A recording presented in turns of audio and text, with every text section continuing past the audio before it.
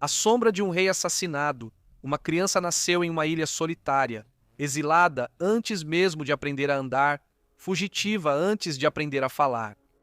Essa criança era Olaf Tryggvason. Sua vida não seria uma ascensão tranquila ao poder, mas uma saga forjada no fogo e na tempestade. Vendido como escravo ainda menino, arrancado dos braços da mãe e levado pela região do Báltico. Olaf aprendeu cedo que o destino não é concedido, ele é conquistado. Ele se ergueria das correntes para comandar Dracarys, da obscuridade para a realeza, gravando seu nome nas fronteiras severas da era viking. Quando finalmente reivindicou o trono da Noruega, ele não governou como um herdeiro passivo, mas como uma força de transformação. Com a espada em uma mão e a cruz na outra, Olaf buscou destruir os antigos deuses e batizar um reino. Templos foram queimados, chefes se curvaram ou foram destruídos pela sua vontade. Para alguns, ele era um tirano que governava pelo medo e pelo fogo. Para outros, ele era o instrumento escolhido do destino, o rei que arrancou a Noruega do crepúsculo pagão para a luz da cristandade. A vida de Olaf Tryggvason não é apenas a história de um rei, é a própria história da transformação. De um homem que se ergueu das profundezas mais baixas para remodelar uma nação e cuja lenda ainda ecoa pelos frios mares do norte. Esta é uma história de dor, sofrimento e de um homem forjado por tragédias sem fim. A vida dele o transformou em um vilão? Isso cabe a você decidir. Esta é a história dele, de acordo com a saga dos reis nórdicos. Nossa história começa com a morte do rei Tryggve Olafsson, rei de Viking, que foi assassinado pelo rei supremo da Noruega, Haroldo Manto Cinzento, no ano de 963. Sua viúva grávida, Astrid, fugiu em segredo, levando consigo toda a riqueza que pôde. Seu fiel pai de criação, Thorolf, permaneceu firme ao seu lado, enquanto seus amigos leais vigiavam em busca de inimigos à espreita. Grávida, Astrid buscou refúgio em uma pequena ilha em um lago isolado. Lá, ela deu à luz um filho que foi batizado com água e recebeu o nome de Olaf, em homenagem ao avô. Ela permaneceu escondida durante o verão, mas à medida que as noites se alongavam e o inverno se aproximava, foi forçada a retornar à terra firme. Viajando apenas à noite e sem falar com ninguém, ela finalmente chegou à casa de seu pai. Haroldo Manto Cinzento e seu irmão Gudrod cavalgaram até a propriedade que antes pertencia ao assassinado Tryggve Olafsson, mas Astrid havia desaparecido e nenhum sinal dela pôde ser encontrado. Logo chegou até eles o boato de que ela estava grávida. Haroldo Manto Cinzento e o rei Tryggve eram ambos descendentes de Haroldo Cabelo Belo, o primeiro rei da Noruega. Um membro da Casa de Cabelo Belo podia reivindicar o trono, mas o que importava era a força para tomá-lo e a vontade do povo de sustentá-lo. Tryggve era perigoso simplesmente por existir e por isso foi assassinado. Agora, se Astrid desse à luz um filho, essa criança também seria um rival, e Manto Cinzento não permitiria que rivais vivessem. Astrid tinha um irmão chamado Sigurd, que há muito servia com honra na Rússia sob o comando do rei Vladimir. Desejando refúgio com ele, ela decidiu fazer a viagem. Ela partiu de navio com o jovem Olavo, que tinha então 3 anos de idade. Mas, ao atravessarem o Báltico, vikings estonianos atacaram seu navio. O grupo foi saqueado, alguns foram mortos, outros levados como escravos. Olaf foi arrancado de sua mãe. Um estoniano chamado Clercon levou o garoto, e Olaf acabou sendo comprado por um homem chamado Raiz em troca de uma bela capa. Raiz e sua esposa trataram a criança com gentileza, e ele era muito amado em sua casa. Assim, Olaf passou 6 anos como escravo na Estônia, longe de sua mãe e de seu direito de nascença ao trono. Sigurd, irmão de Astrid, veio de Novgorod para a Estônia a serviço do rei Vladimir. Responsável por coletar tributos, ele viajava em grande esplendor, acompanhado por muitos seguidores. No mercado, ele notou um garoto impressionante que parecia claramente um estrangeiro. Perguntando imediatamente seu nome e parentesco, ele descobriu que a criança era Olaf, filho de Tryggve Olafsson e Astrid. Imediatamente, Sigurd reconheceu-o como filho de sua irmã. Ouvindo o relato do menino sobre o cativeiro, Sigurd foi até o camponês Raes e comprou tanto Olaf quanto Thorgils. Ele então os levou consigo para Hormgard, embora a princípio tenha mantido em segredo a verdadeira linhagem de Olaf e o tratasse com discrição, cuidado e honra. Um dia, no mercado de Hormgard, Olaf Tryggvason matou Clercon, o homem que havia assassinado seu pai adotivo e depois o vendeu como escravo. Com um pequeno machado em uma das mãos, Olaf enterrou o machado na cabeça dele e fugiu para Sigurd, confessando o que havia feito. Sigurd levou o garoto imediatamente até a rainha Alogia, implorando por sua proteção. Embora a lei da cidade exigisse a morte para qualquer morte não julgada pelo tribunal, a rainha, comovida pela postura de Olaf, o protegeu e colocou homens armados ao redor de sua casa. O povo clamava por justiça, mas o rei proibiu o derramamento de sangue. Fez-se a paz, uma multa foi estipulada pela morte e a rainha a pagou. Depois disso, Olaf permaneceu sob proteção real. Como nenhum príncipe poderia morar lá sem o consentimento do rei, Sigurd revelou a nobre linhagem e o exílio de Olaf. A pedido da rainha, o rei o recebeu em sua corte e o criou como convinha a um filho de rei. Olavo tinha 9 anos quando chegou à Rússia e ficou 9 anos com o rei Vladimir. Quando adulto, diziam que Olavo era o mais belo dos homens, muito robusto e forte, e em todos os exercícios físicos superava qualquer nórdico de quem já se ouviu falar. O alto rei da Noruega, Haroldo Manto Cinzento, fez muitos inimigos em sua busca implacável para esmagar reis menores e poderosos jarls, buscando domínio absoluto sobre o reino. O principal entre aqueles a quem ele havia prejudicado era Hakon Sigurdsson, também conhecido como Hakon, o Poderoso, o Jarl de Lide. Enquanto Olaf permanecia exilado na Rússia, Hakon se levantou contra a casa de Haroldo Cabelos Belos. Para fortalecer sua causa, ele forjou uma aliança com Haroldo Dente Azul, o rei da Dinamarca. Com o apoio dinamarquês, Hakon atraiu o Manto Cinzento para a Dinamarca, onde ele foi traiçoeiramente assassinado. Assim, Hakon tomou o controle da Noruega como Jarl de Haroldo Dente Azul, sendo rei em tudo, exceto no nome. O homem responsável pela morte do pai de Olaf se foi, mas agora a Noruega estava nas mãos de alguém que não tinha o sangue de Haroldo Cabelos Belos. Durante esses tempos tumultuados na Noruega, Olaf estava na Rússia. O rei Vladimir o nomeou chefe dos homens de armas que ele enviou para defender a terra.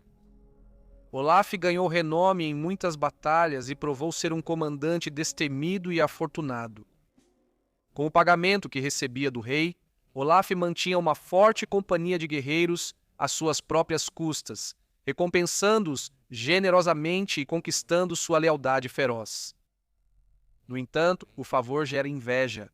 Como estrangeiro elevado em honra tanto pelo rei quanto pela rainha, Olaf despertou ressentimento entre os nobres nativos. Eles alertaram o rei de que um homem tão talentoso e popular poderia um dia se tornar perigoso, sussurrando dúvidas e semeando suspeitas, especialmente sobre suas frequentes conversas com a rainha. Com o tempo, o rei se tornou distante. Percebendo a mudança, Olaf confidenciou à rainha e declarou seu desejo de buscar fortuna no norte, onde seus antepassados haviam reinado. Ela lhe desejou boa sorte, dizendo que sua coragem lhe traria honra onde quer que fosse. Assim, Olaf se preparou, embarcou em seu navio e partiu pelo Mar Báltico. Olaf navegou para o sul pela costa de Wendland até encontrar um porto seguro. Lá, ele e seus homens se comportaram pacificamente e permaneceram por um tempo. Wendland era então governada pelo rei Budisleif, cuja filha Dira administrava a região onde Olaf havia desembarcado.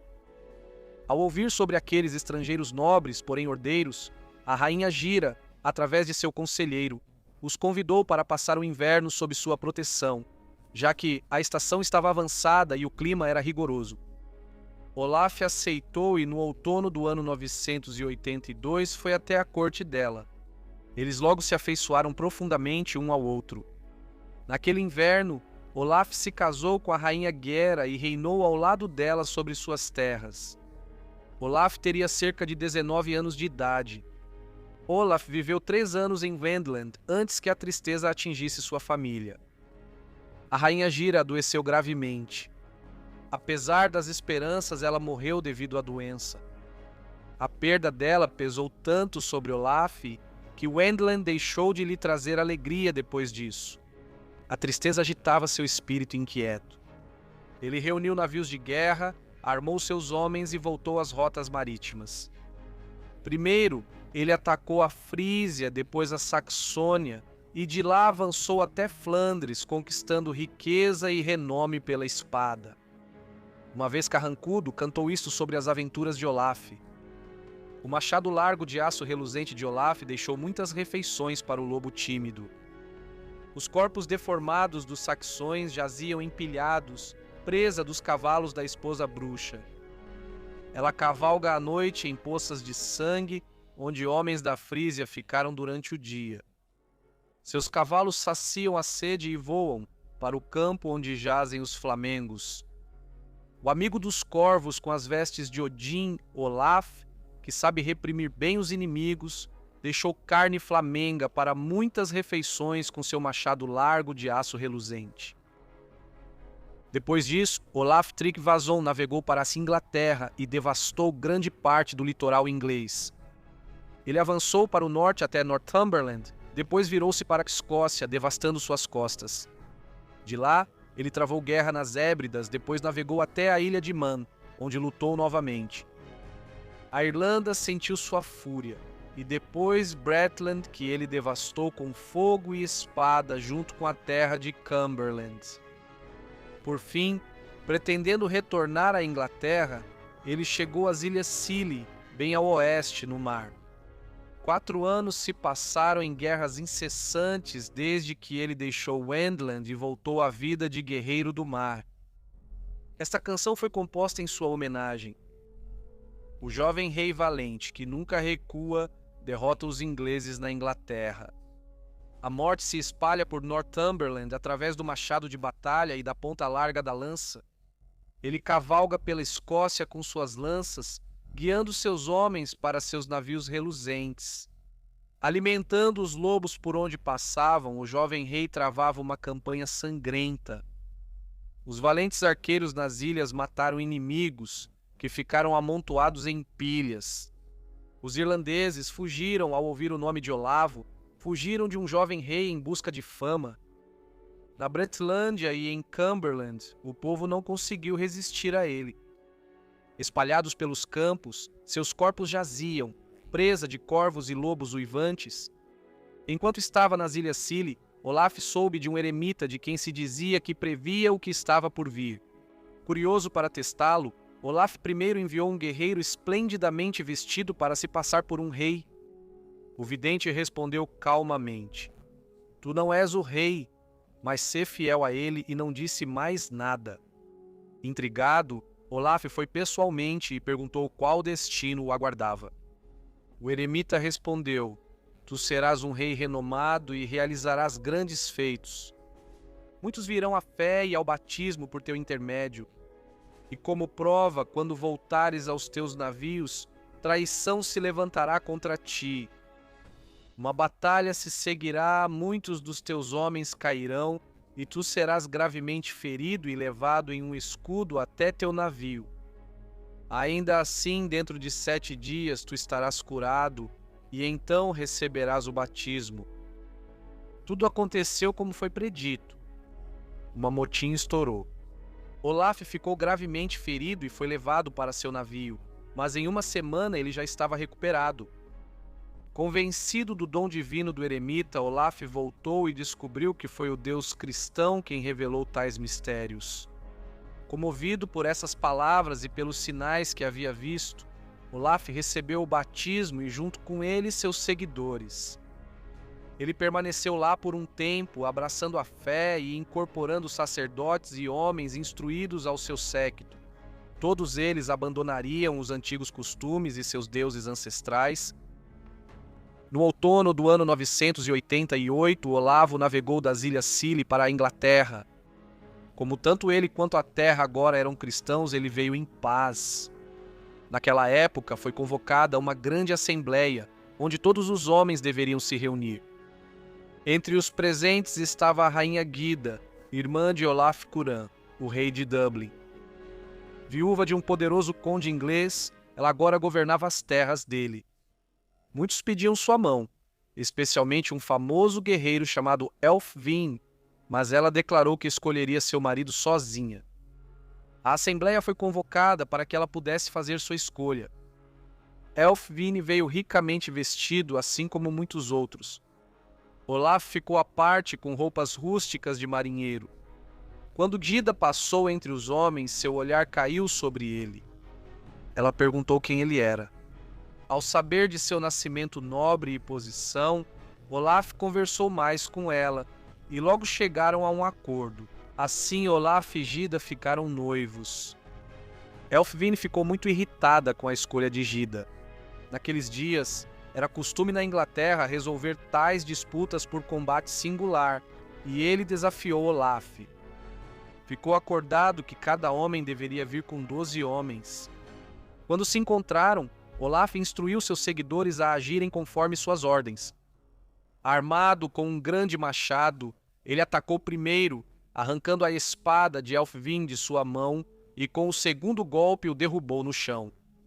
Ælfwine foi então amarrado, e o mesmo destino também atingiu seus homens. Todos foram derrotados, amarrados e levados embora. É preciso notar que Olaf não era um simples guerreiro viking. Ele era excepcional. Ele era famoso por lutar e cortar igualmente bem com as duas mãos, e conseguia lançar 2 lanças ao mesmo tempo com ambos os braços. Suas habilidades acrobáticas eram lendárias, pois, segundo relatos, ele conseguia andar sobre os remos do lado de fora do navio enquanto seus homens remavam. Ele era conhecido por fazer malabarismos com 3 adagas ou espadas, sempre mantendo uma no ar. Essas são apenas algumas das descrições das habilidades dele. Olaf poupou a vida de Ælfwine, mas o baniu do país e tomou seus bens.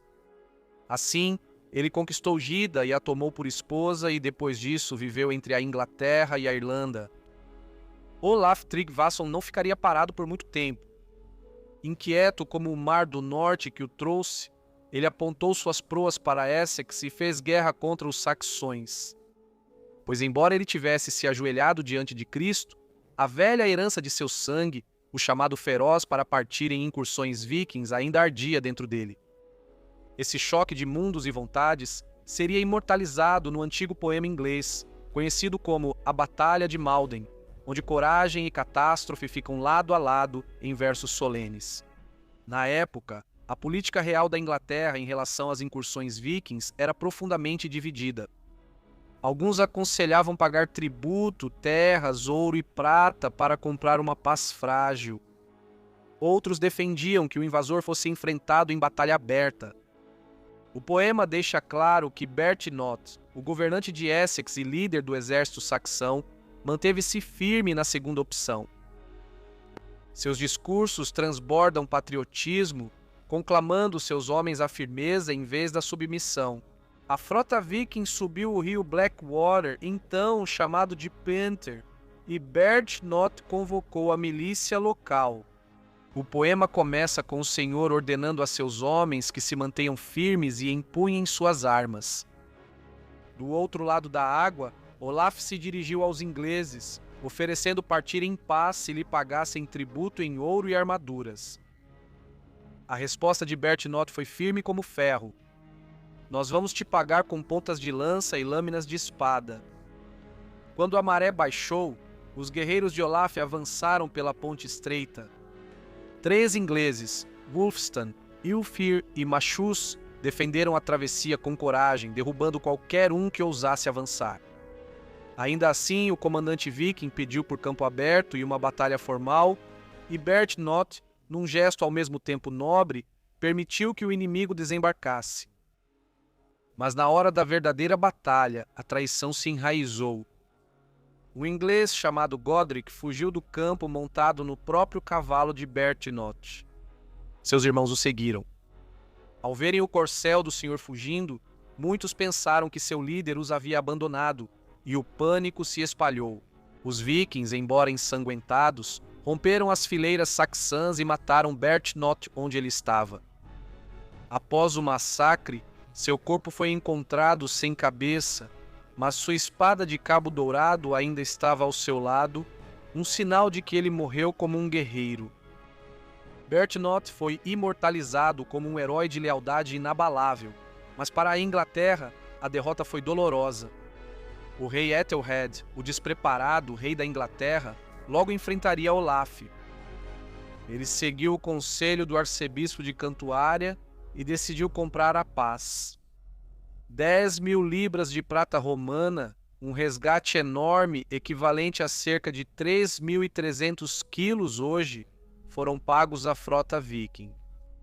Em troca, os homens do norte concordaram em cessar seus ataques e, pelo menos em palavras, ajudar a Inglaterra contra outras ameaças vikings. No entanto, Olaf não cumpriu sua palavra.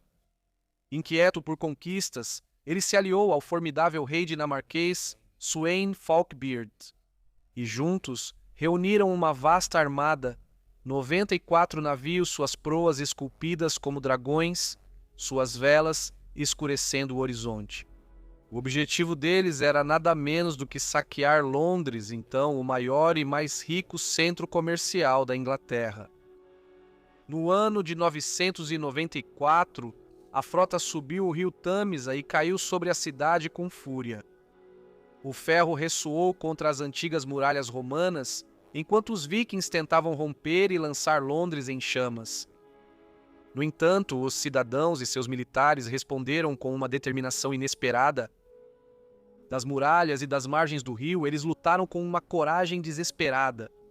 Enquanto as fortificações robustas da cidade e talvez uma ponte de madeira recém-construída atravessando o Tâmisa impediam que os navios vikings avançassem rio acima. O ataque fracassou. A coalizão de Olaf e Sweyn sofreu pesadas perdas e as muralhas de Londres permaneceram invioladas. Foi uma derrota rara e dolorosa para um exército tão poderoso. Mas, embora repelidos, os homens do norte não deixaram as costas da Inglaterra.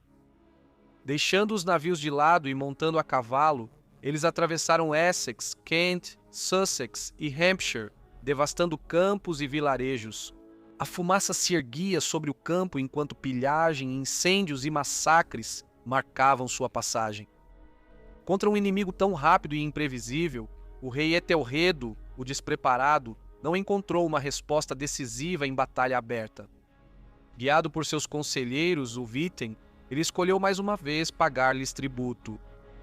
16.000 libras de prata foram prometidas aos invasores, um resgate impressionante. E os vikings receberam alojamento de inverno em Southampton, onde mantimentos foram fornecidos pelo próprio povo que eles haviam saqueado. Essa campanha seria a última vez que Olaf fez guerra contra a Inglaterra.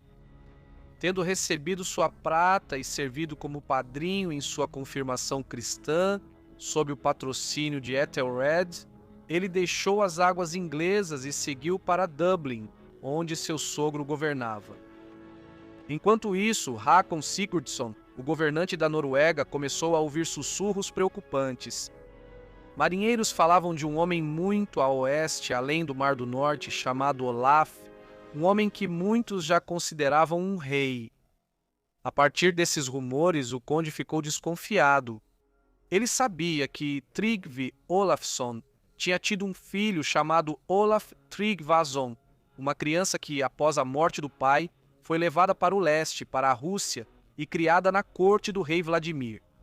Embora se dissesse que esse Olaf vinha da Rússia, esse detalhe só aumentou a preocupação de Hakon. Quanto mais ele investigava, mais temia que esse aventureiro do Ocidente pudesse realmente ser o mesmo Olaf, um verdadeiro herdeiro da linhagem real da Noruega.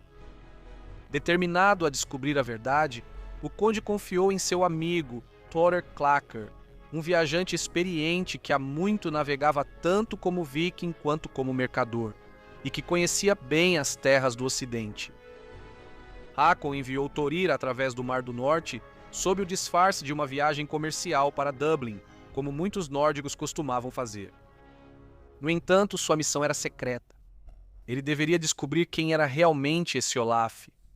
Se ele encontrasse provas conclusivas de que o homem era Olaf Tryggvason ou qualquer outro príncipe de sangue real da Noruega, então Thorir deveria ganhar sua confiança com astúcia e engano e, se possível, colocá-lo sob o poder do conde. Thorir navegou para o oeste até a Irlanda e logo soube que Olaf estava em Dublin, hospedado com o pai de sua esposa, o rei de Dublin. Sendo um homem persuasivo e habilidoso, Thorir rapidamente conheceu Olaf Tryggvason. Eles se encontravam com frequência e conversavam longamente, e com o tempo Olaf começou a questioná-lo detalhadamente sobre a Noruega, especialmente sobre os reis das terras altas e os grandes chefes do país que ainda viviam e que poder eles detinham. Ele também perguntou sobre Hákon, o poderoso, e se ele era bem visto entre o povo. Thor respondeu com cautela. O conde, disse ele, era tão poderoso que ninguém ousava falar contra ele. No entanto, essa obediência vinha mais do medo do que do amor, pois não havia outro líder a quem recorrer.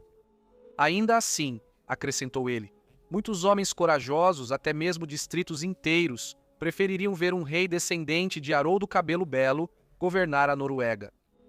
Mas não conhecemos nenhum príncipe assim.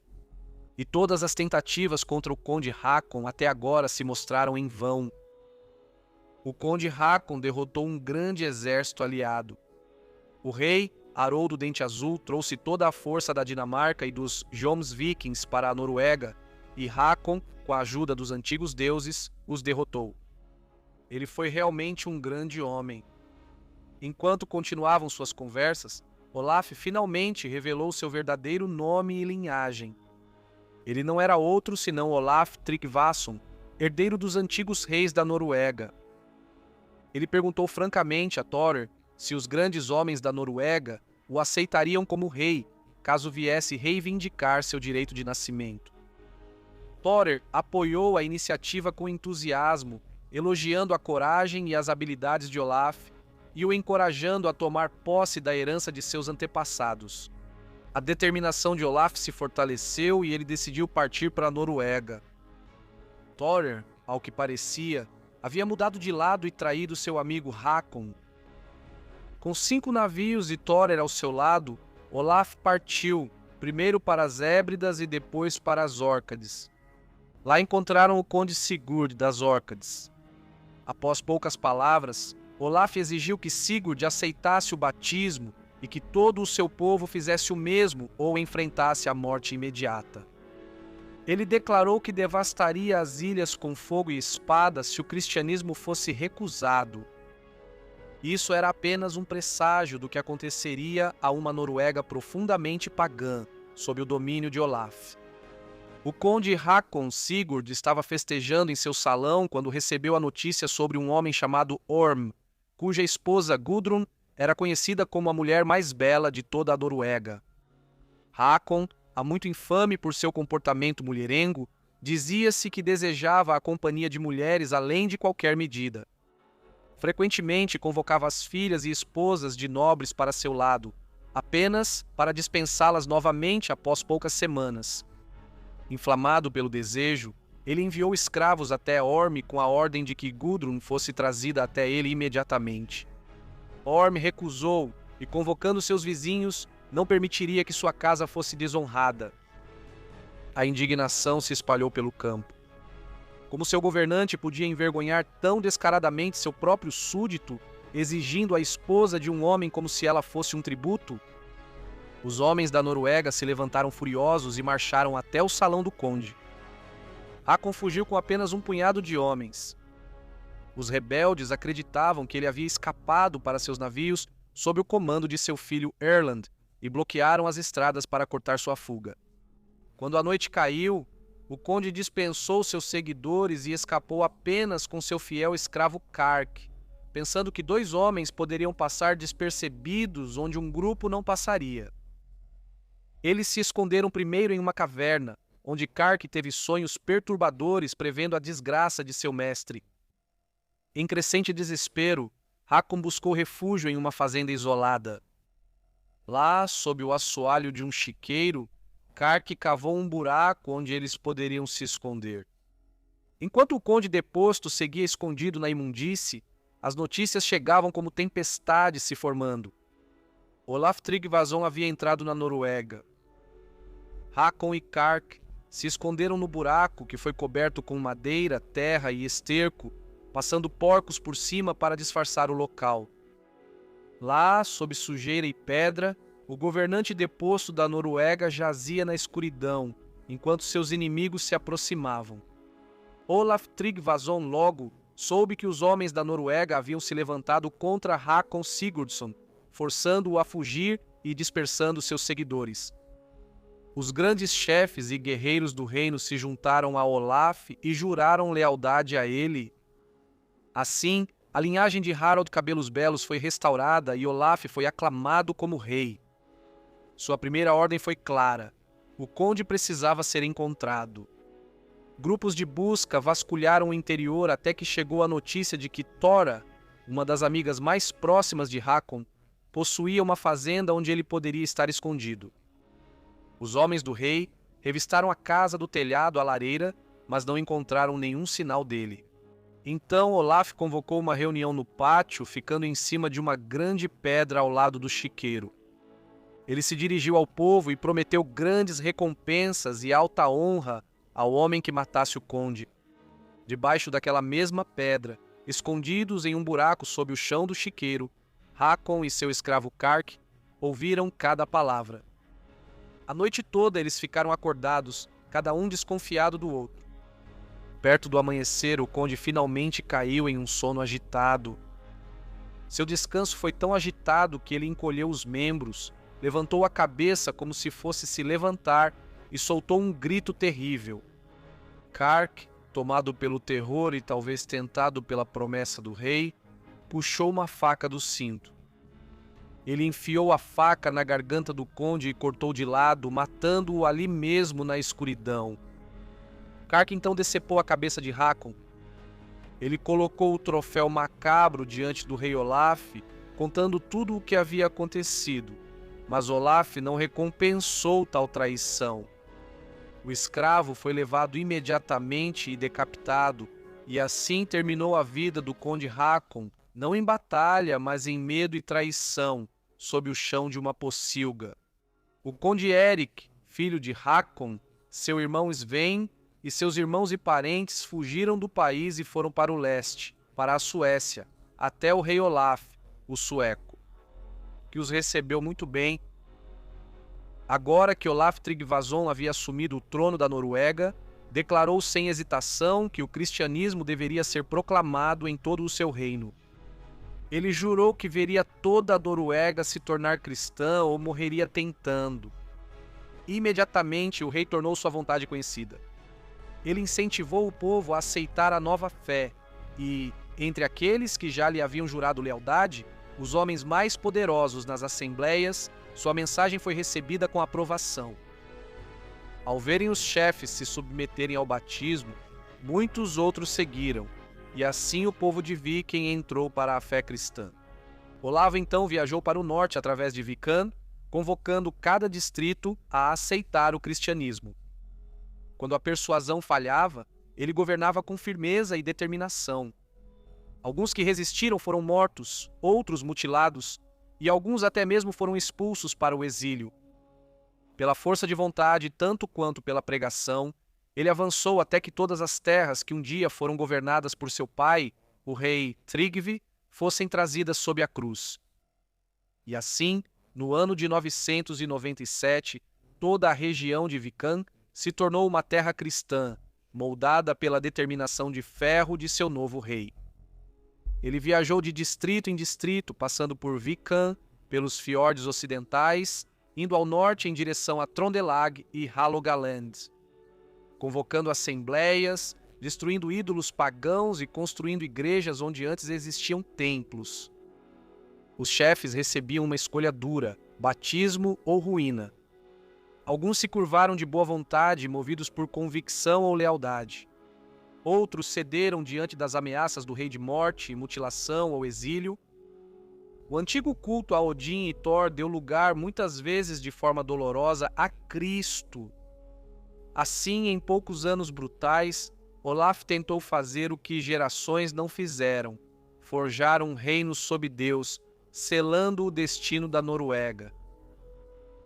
No início da primavera do ano 998, Olaf Tryggvason pediu a mão da rainha Sigrid, a altiva, viúva de Erik, o vitorioso rei da Suécia. A união prometia força e aliança entre os reinos, e Olaf a desejava profundamente. No entanto, ele impôs uma condição acima de todas as outras: que Sigrid aceitasse o batismo e renunciasse à fé de seus ancestrais. A rainha respondeu com calma e determinação: não abandonarei a crença que sempre tive, nem aquela que meus antepassados tiveram antes de mim. No entanto, não lhe proíbo de adorar o Deus que mais lhe agrada. Ao ouvir isso, o temperamento de Olaf se exaltou. Com raiva, ele gritou: por que eu deveria me casar contigo, uma mulher pagã envelhecida? E num gesto impetuoso e fatídico, ele a golpeou no rosto com sua luva. Então ele se levantou, encerrando o encontro em amargura. Sigrid, inabalável, olhou para ele e disse calmamente: isso pode um dia ser a tua morte. Suas palavras pairaram como presságio sombrio sobre os anos seguintes. Logo depois, Olavo convocou uma assembleia e proclamou diante do povo reunido que qualquer homem comprovadamente envolvido com espíritos malignos praticasse feitiçaria ou lidasse com bruxaria seria expulso da terra. Ele declarou que a Noruega não abrigaria mais aqueles que se apegassem às artes sombrias e proibidas. Por ordem do rei, o campo foi vasculhado e todos os que eram suspeitos de tais práticas foram capturados e levados diante da Assembleia. No entanto, Olaf não pronunciou a sentença imediatamente. Em vez disso, ele ordenou que fossem reunidos em um grande salão ricamente adornado. Lá, um grande banquete foi preparado e bebidas fortes foram servidas a eles em abundância. Quando os homens estavam completamente embriagados e dominados pela bebedeira, o rei deu uma ordem terrível. O salão foi incendiado e as chamas se ergueram rapidamente ao seu redor. Ninguém escapou. Assim, em meio ao fogo e à fumaça, Olaf procurou purgar seu reino da feitiçaria e fazer com que o medo servisse onde a fé não servia. Conta-se que certa vez, enquanto Olaf Tryggvason realizava um banquete, chegou até ele, numa noite, um velho estranho, dotado de grande eloquência e usando um chapéu de abas largas, puxado para baixo sobre a testa. Ele tinha apenas um olho e parecia possuir conhecimento de todas as terras sob o sol. O rei o recebeu bem, e os dois se envolveram em uma longa conversa. Olaf, encantado com a sabedoria do estranho, fez muitas perguntas a ele, e para cada uma o velho dava respostas prontas e ponderadas. Assim, eles conversaram até tarde da noite, com o rei sempre ansioso por mais histórias dos tempos antigos. Por fim, o bispo lembrou Olaf de que era hora de descansar e o rei se retirou para sua cama. Ainda assim, até mesmo o velho sentou-se no banquinho e continuou a contar suas histórias, uma história emendando na outra sem fim. Mais uma vez, o bispo insistiu para que Olaf dormisse e, por fim, Olaf fechou os olhos. O estranho partiu silenciosamente. Logo o rei acordou e chamou por seu convidado, mas ele não estava em lugar algum. Na manhã seguinte, Olaf chamou seu cozinheiro e o mestre da adega e perguntou se algum homem desconhecido havia aparecido entre eles. Eles responderam que, enquanto preparavam a refeição, um estranho entrou e os repreendeu por servirem uma comida ruim ao rei. Ele lhes deu 2 grandes cortes nobres de carne que eles acrescentaram à panela. Diante disso, o rei ordenou que toda a carne fosse jogada fora imediatamente. Esse homem, disse ele, não pode ser outro senão Odin, a quem os pagãos adoraram por tanto tempo. Mas Odin não vai nos enganar. E assim o rei garantiu que nem por palavra nem por alimento os antigos deuses teriam lugar à sua mesa. Olaf marcharia com toda a sua força até Trondelag, onde permanecia a resistência mais feroz ao cristianismo. Os chefes e grandes guerreiros se reuniram armados, determinados a defender os antigos deuses. Na assembleia, o rei pediu a eles que aceitassem a nova fé. Seu porta-voz, Jarl Skegg, respondeu ousadamente que eles manteriam suas leis ancestrais. Olavo respondeu que entraria no templo deles e veria os rituais por si mesmo. Os homens concordaram e juntos entraram. Lá estava a imagem de Thor, adornada com ouro e prata. O rei levantou seu machado e a derrubou, lançando o deus de seu assento. Seus homens o seguiram, derrubando os outros ídolos. Do lado de fora, Jarl Skegg foi morto, e quando Olaf apareceu, ele ofereceu ao povo uma escolha: batismo ou batalha. Sem líder e abalados, eles escolheram a submissão. O rei mandou batizá-los e tomou reféns para garantir sua lealdade. E logo, toda Trondelag aceitou o cristianismo. Depois, Olaf foi para Nidaros e fundou uma cidade comercial às margens do rio Nid, construindo ali seu salão régio e estabelecendo a cidade como um novo centro de poder. Para resolver a vingança de sangue pela morte de Jarl Skegg, Olaf se reuniu com seus parentes e ofereceu compensação. No final, ficou acordado que ele deveria se casar com Gudrun, filha de Jarl Skegg. Porém, na noite de núpcias, acreditando que o rei estava dormindo, Gudrun pegou uma faca para matá-lo. Olaf viu a lâmina a tempo, tomou-a e saiu do quarto dela. Gudrun partiu imediatamente com seus seguidores e nunca mais compartilhou a cama do rei. Olaf ordenaria a construção de uma embarcação poderosa, maior do que qualquer outra já vista na Noruega. Ela foi construída com 34 pares de remos, tripulada por 68 remadores, e seus lados se erguiam altos e orgulhosos, tão elevados quanto os de um grande navio mercante marítimo. Ela foi construída na forma de um dragão, e o rei a chamou de Serpente Longa. Sua proa e popa se arqueavam para cima em curvas esplêndidas, ambas ricamente douradas, e suas amuradas se erguiam acima das ondas, prontos para enfrentar os mares mais selvagens. Nenhum navio mais magnífico ou mais caro jamais havia sido visto na Noruega. A Serpente Longa se erguia como um símbolo flutuante do poder de Olaf, feroz e incomparável sobre as águas do norte. Numa noite escura, a rainha Tura fugiu de seu marido Burislav de Wendland e seguiu para a Dinamarca. Ainda assim, ela não ousou permanecer lá, temendo que seu irmão Sweyn Falkbeard a obrigasse a voltar para Wendland. Secretamente, ela seguiu viagem até a Noruega, onde se apresentou diante de Olaf. Olaf a recebeu com gentileza. Ela falou de suas tristezas e pediu sua proteção, e o rei, impressionado com sua graça e eloquência, logo pediu sua mão em casamento. Vendo poucas outras opções de refúgio e considerando uma sorte casar-se com um governante renomado, Tura consentiu. Eles se casaram no outono e passaram o inverno juntos em Nidaros. Quando a primavera chegou, Tura chorava com frequência, lamentando que as terras ricas e os tesouros que possuía em Wendland estavam perdidos para ela.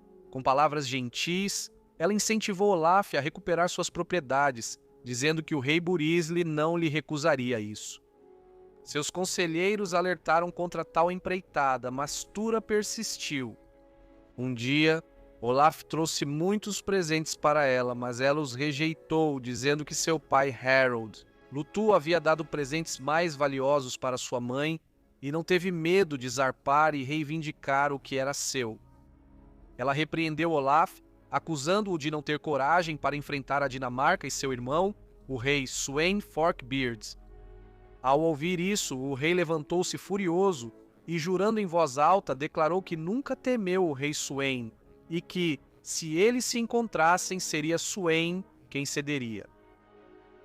Sweyn Forkbeard era casado, como já foi dito, com Sigrid, a altiva, e Sigrid nutria um ódio profundo e ardente por Olaf.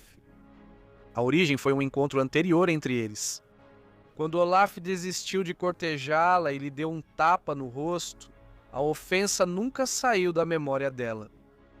Várias vezes ela insistiu para que o rei Sweyn declarasse guerra a Olaf.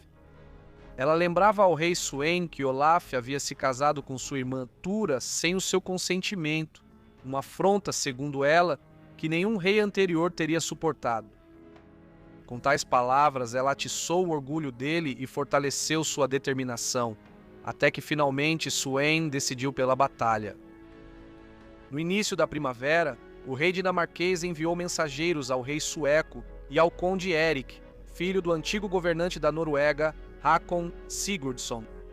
Sweyn nos alertou de que Olaf da Noruega estava reunindo homens para uma expedição de verão a Wendland e propôs que unissem suas forças para atacá-lo juntos. O rei sueco e o conde Erik precisaram de pouca persuasão. Cada um tinha sua própria razão contra Olaf e ambos estavam ansiosos pela empreitada. Eles rapidamente reuniram uma grande frota e partiram para se juntar ao rei Sweyn. Quando as três forças se encontraram, sua armada combinada formou uma hoste imensa e formidável sobre o mar. Enquanto Sweyn mandava mensagem à Suécia para reunir um exército, ele também enviou o conde Sigvald, chefe dos vikings de Joms, uma temida ordem de mercenários, para Wendland, encarregando-o de espionar Olaf e, com astúcia e conselhos sutis, promover um encontro entre Olaf e os reis aliados. Sigvald I navegou até Jomsborg, a sede dos vikings de Joms, e de lá procurou o rei Olaf. Ele falou com cordialidade e cortesia, e logo conquistou a confiança do rei. Sua esposa Astrid, filha do rei Burislav, era favorável a Olaf, pois Olaf já havia sido casado com sua irmã Gira. Assim, Sigvald encontrou fácil aceitação na corte. Um homem astuto e perspicaz, o conde gradualmente ganhou influência no conselho de Olaf. Sob vários pretextos, ele insistiu para que o rei adiasse o retorno à Noruega, embora os homens de Olaf estivessem ansiosos para zarpar e só aguardassem um vento favorável. A paciência dele se esgotava, mas Sigvald continuava inventando desculpas. Por fim, ele recebeu notícias da Dinamarca. A frota do rei sueco havia chegado do leste. As forças do conde Erik estavam reunidas, e os chefes aliados decidiram navegar em direção a Wendland e ficar à espreita em uma ilha chamada Svald. Sigvald foi instruído a arranjar as coisas de modo que o rei Olaf passasse por ali e caísse na armadilha deles. Na ilha estavam Sweyn Falkbeard, o rei da Dinamarca, Olaf, o rei da Suécia, e o conde Erik, filho de Hakon Sigurdsson, todos reunidos com seus poderosos exércitos. O dia estava claro e brilhante, e os chefes, acompanhados por uma grande comitiva, saíram para a ilha para observar os navios cruzando o mar iluminado pelo sol. Entre as embarcações, eles avistaram uma embarcação alta e reluzente. "Esse é um navio nobre", disseram os dois reis. "Com certeza deve ser a Serpente Longa." Mas o conde Erik respondeu calmamente: "Não é a Serpente Longa." Logo apareceu outra embarcação, ainda maior. O rei Sweyn disse com desdém: "Olaf deve estar com medo.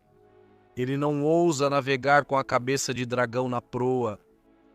Erik respondeu: "Essa não é a embarcação do rei." Então eles viram os navios do conde Sigvald que passaram por trás da ilha. Depois deles vieram 3 grandes embarcações à vela. Uma delas era de tamanho notável. "Lá vem a Serpente Longa!" gritou o rei Sweyn. Ele mandou seus homens embarcarem, mas o conde Erik aconselhou paciência. "Olaf tem outros navios majestosos além daquele. Vamos esperar." Alguns zombaram dele, dizendo que ele não vingaria seu pai, e que seria realmente vergonhoso se uma força tão grande ficasse parada enquanto Olaf passava por eles em direção ao mar aberto. Quando finalmente a verdadeira Serpente Longa apareceu completamente à vista, ninguém podia duvidar que era Olaf Tryggvason em pessoa quem navegava a bordo dela. Então os reis aliados se armaram de verdade. Antes deste dia, eles concordaram entre si que, caso Olaf caísse, a Noruega seria dividida em 3 reinos. Quem primeiro embarcasse na serpente poderia reivindicá-la e todo o tesouro que ela carregava, e cada líder ficaria com os navios que ele mesmo tivesse conquistado. Olaf Tryggvason estava de pé no convés de popa da Serpente Longa, erguendo-se acima de todos que lutavam abaixo. Um escudo dourado brilhava em seu braço e um elmo trabalhado em ouro coroava sua cabeça. Sobre sua cota de malha, ele usava uma túnica vermelha curta para que pudesse ser visto claramente. Quando viu as frotas inimigas se reunindo sob seus estandartes, ele perguntou: "Quem comanda o exército que está diretamente à nossa frente?" Disseram que era Sueno Barba de Falcão com o exército dinamarquês. Olavo respondeu: "Temos pouco a temer desses dinamarqueses. Coragem não é o ponto forte deles, mas quem está à direita deles?" Eles responderam: "É Olavo com as forças suecas." "Melhor para esses suecos," disse Olavo, "ficar em casa com seus sacrifícios do que enfrentar as armas da Serpente Longa." "E quem comanda os outros grandes navios?" "É o conde Érico Hakonsson," disseram eles. Então o rei respondeu seriamente: "Ele tem motivos de sobra para nos procurar, e dele podemos esperar a luta mais feroz, pois são noruegueses, assim como nós mesmos." Os reis então colocaram seus remos na água e se prepararam para atacar. O rei Sueno posicionou seu navio contra a Serpente Longa. Ao lado dele, Olaf, o sueco, posicionou-se e colocou a popa de seu navio contra o navio mais externo da linha do rei Olavo, e do outro lado estava o conde Eric. Então começou um combate feroz. O conde Sigvald manteve seus navios afastados a remo e não entrou na luta, traindo Olavo da Noruega. A batalha que se seguiu foi uma das mais ferozes já contadas em canções, e o mar ficou vermelho com o sangue dos guerreiros. Os homens de Olavo Tryggvason lançaram ganchos e correntes nos navios de Sweyn Barba Furcada, puxaram-nos para perto e abateram todos que estavam em seus convéses. Navio após navio foi tomado até que o próprio Sweyn foi forçado a fugir em busca de abrigo. Assim aconteceu exatamente como o rei Olavo havia previsto. Então Olavo da Suécia avançou em seu lugar e encontrou o mesmo destino. Seus navios foram destruídos, seus homens abatidos, e ele também foi forçado a recuar. Mas Érico Hakonsson continuou com determinação sombria. Ele encostou sua proa reforçada de ferro ao lado do navio mais externo de Olaf, matou seus defensores, cortou seus cabos e deixou o navio à deriva, vazio na maré. Os navios menores foram esvaziados de homens, suas tripulações fugiram. Os navios dinamarqueses e suecos mantiveram distância, cercando a Serpente Longa de longe. Apenas o conde Eric permaneceu próximo. Por fim, todos os navios de Olaf foram esvaziados de defensores, exceto a Serpente Longa. No convés dela se reuniram todos os homens ainda capazes de empunhar armas. Ali a luta se tornou brutal sem medida. Lanças perfuravam e machados talhavam. Espadas tilintavam nas malhas. Flechas e lanças escureciam o ar até que os escudos mal conseguiam suportá-las.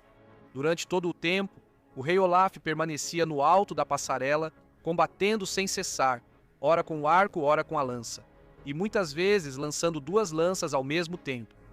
Olhando para a batalha, ele disse aos seus homens: "Por que vocês golpeiam tão fracamente? Porque seus golpes não cortam." "As espadas estão cegas e lascadas," veio a resposta. Então o rei avançou até a parte da frente do navio, abriu o baú sob seu assento elevado e tirou lâminas afiadas, brilhantes e cortantes, que colocou nas mãos de seus guerreiros.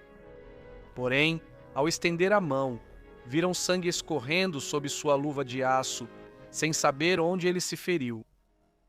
A defesa da Serpente Longa era desesperada, mas suas fileiras ficavam cada vez mais escassas.